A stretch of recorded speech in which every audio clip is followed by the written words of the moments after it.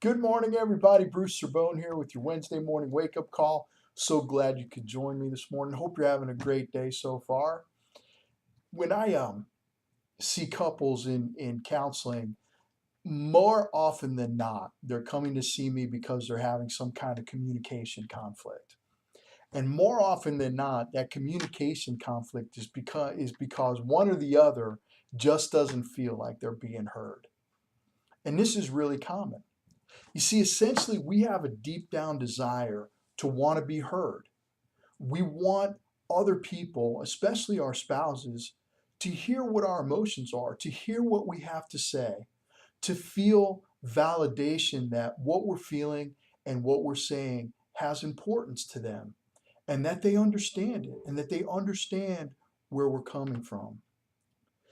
And so, what I try and do with them, and what I want to talk to you folks about today is being heard, listening to what your spouse has to say, truly listening, actually sitting there and not thinking about a response that you're going to have coming back, or a defense or an argument, um, but actually listening. And it's hard to do, especially when you're in the heat of an argument or the heat of conflict. But what I'm encouraging you to do is to do just that, is to just be quiet, listen to your spouse, and hear what they have to say. When we do that, we have power. Listening gives us power because listening makes us knowledgeable.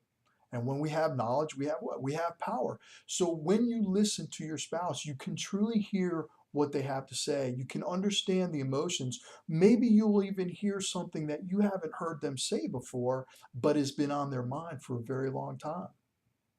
Guys, I know this is going to be difficult for you because you don't really like to talk to begin with. Okay, so if you want to be the listener, then listen, but engage. Listening is active and it needs to be engaging. So when you're listening to your wife, actually listen, hear what they're saying, understand what she's trying to get across to you, and have a response to it. Not a response that you think up based on what you think you should say or need to say, but based on what she's actually communicated to you. And ladies, you need to do that with your husbands too, because when they do speak, you need to make sure that you're listening. And again, not being defensive, not trying to come up with a defense or an argument, but truly listening to what they have to say, hearing their emotions, because they want to be validated too. They want to know that you hear what they're having to say. In Proverbs 1:5, it says, "Let the wise listen and add to their learning, and let the discerning get guidance." And what God's saying there is saying, when you listen, you get knowledge. When you listen, you can take that knowledge and you are better at discerning, or being able to parse out that knowledge that you've been given to be able to use it in a more effective way. In Proverbs 19:13, God says, "He who answers before listening, that is his folly, and that is his shame." Meaning, when we want to come up with an answer before we finish hearing, it's always going to be wrong. One way or the other, it's not going to be right.